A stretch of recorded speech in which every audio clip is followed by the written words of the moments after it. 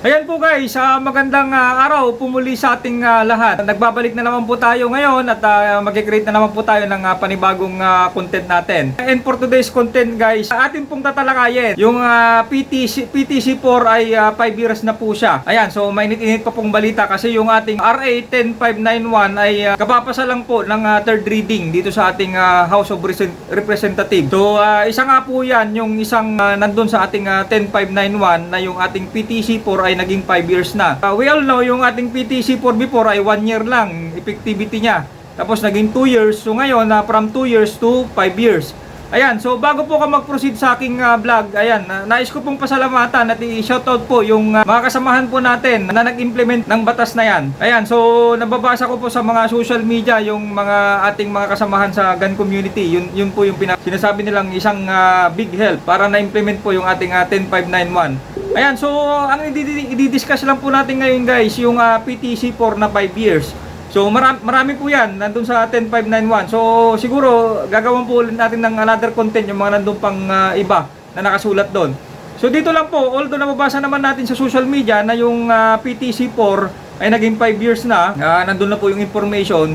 So dito po siguro aalamin lang natin, i-highlight natin yung kasi alam naman natin ang threat assessment natin guys ay hindi pa rin po exempted, hindi pa rin po na-remove yung ating threat assessment. So dito sa ating content, aalamin natin kung ano yung exempted na hindi na required kumuha ng threat assessment at yung required kumuha ng threat assessment. Ayan, so babanggitin po natin dito. Dahil nga ang topic natin ngayon ay yung PTC4 natin ay 5 years na. So in relation naman po guys sa procedure po niyan, ganun pa rin siguro yan. Same as procedure before. So ginawa lang naman 5 years, wala naman silang binago dyan. So kuha ka ng threat assessment, then puproceed ka dun sa PTC4 Secretariat dun sa Krame para mag-acquire ng ating PTC4 with the requirements of threat assessment.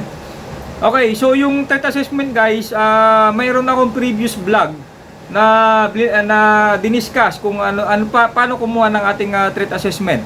Ayan, so in relation naman siguro sa bayad, hindi pa malinaw kung kasi yung ating 10591 na batas ay napasa na yung third reading. Ayan po, pero wala pang implementasyon na klaro in relation sa ating computation kung magkano yung ating babayaran naman sa ating PTC4. So naging 5 years sana, ipagdasal natin, wag naman sana masyadong mahal yung ating PTC4 dahil 5 years na. Ayan. So siguro proceed tayo muna sa ating threat assessment. Ayan, sino ba yung mayroon originally before dun sa ating 10591 na mga required kumuha ng required at hindi required kumuha ng threat assessment. Bago yung 10591 na may nadagdag. So ni-request dun sa 10591 na hindi nila inaprubahan na ma-remove yung ating threat assessment. Pero pinalawak nila yung mga exempted na kumuha ng mga threat assessment. Ayan, so titingnan po natin, babasahin po natin isa-isa. So dito, yung dati, yung hindi pa included dun sa ating 10591, yung law enforcement na agency, yung active, yung retired. Ayan, law enforcement agency, active, retired, hindi na required kumuha ng threat assessment. Okay, yung government employee, active, retired, required po kumuha ng threat assessment. Yung incumbent elected officials, saka yung former elected officials, hindi na po required kumuha ng threat assessment. So, religious leaders, hindi na po required kumuha ng threat assessment. Yung senior citizen, required po kumuha ng threat assessment. Businessman, ayan, so no need na po kumuha ng threat assessment. Civilian, of course, kailangan talaga natin ng kumuha ng ating threat assessment. Ayan, dito po yung additional na pinalawak, sabi ko nga, dun sa ating RA 10591. So ano yung mga yon? So yung members of the Philippine Bar, ayan, hindi na po, exempted na po yan. So ito yung mga babanggitin ko, ito na po yung exempted na hindi na po required kumuha ng threat assessment. So members of the Philippine Bar, certified public accountant, accredited media practitioners, cashier, bank tellers, priests, ministers, rabbi, imams, physicians, nurses, and allied medical professionals, engineers. Ayan, yung businessmen, ayan, banggit ko na kanina. Ayan, businessmen, who by the nature of their business or undertaking are exposed to high risk of being targets of criminal elements. Ayan, yung mga negosyante na nagdadala ng malaking amount ng pera. Ayan, tinatravel nila. Ayan yung mga high risk, mga kriminal. Ayan, tapos yung reservists under Republic Act number 7077. Chief Security Officers of Financial or Commercial Institution. Ayan, yan po yung mga required at hindi required kumuha ng in relation sa ating threat assessment. Ayan, so good news kasi kahit papaano may iibsan.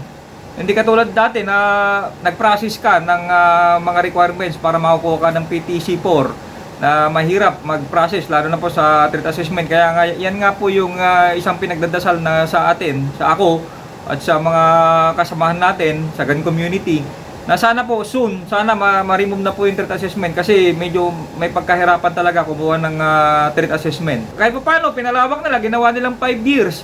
Kahit mahirap yun, isang hirap, yung hirap mo na yun, kahit pa paano, matagal-tagal yung 5 years bago mag-expire yung PTC4 mo. Hindi katulad dati na 1 year lang mag-expire na, tapos ginawan 2 years, yung 2 years, not enough pa rin yun. Kumbaga, hindi mo na mamalayan, mabilis pa rin yung 2 years. So kahit pa paano ngayon, yung 5 years ay tinanggal na. So, yun nga po yung isang medyo balakid din sa mga shooter katulad ko. Kasi dahil nga mag-shoot kami, buti nga may PTT, pero yun nga po yung diniscuss natin nung nakaraan, yung PTT ay medyo may pagkahirapan din talaga kumuha ng PTT. Dahil nga record kang kumuha dun sa RCSU or pumunta ka sa Krame. Ayan, so matagal dahil nga matagal po yung proseso. So kaming mga shooter kasi ang isang hinihiling ko para sa akin sana kasi threat assessment kukuha ka ng PTC4. Paano kung mag-shoot ka lang dun sa ating shooting competition? Kasi inaalaw naman na natin dito sa ating bansa yung ating BPSA saka yung PSMOK. At alam naman ni President yan, BBM, dahil naglalaro din po sila. So sana tanggalin na lang, sana i-exclude yung sport shooter o yung shooter na katulad ko na maglalaro doon sa mga sanction match na pagka sport shooter ka dapat separate na po sana yung PTC4 natin doon. Para sa ganun, hindi na tayo nakukuha ng threat assessment dahil ayun nga, wala naman threat sa ating buhay for the sake of maglalaro lang tayo ng sanction match. Anyway, so yun nga po, for the meantime, yun po, yung mga information na binigay ko sa inyo, sana maliwanagan din tayo sa mga threat assessment kasi marami nagtatanong po sa threat assessment. Sino daw yung required at hindi required kumuha ng threat assessment. Ayan, so hanggang dyan lang po yung aking vlog at sana po may napulot po ulit tayong kaalaman dito sa ating vlog. So sa susunod pong video ulit at salamat po.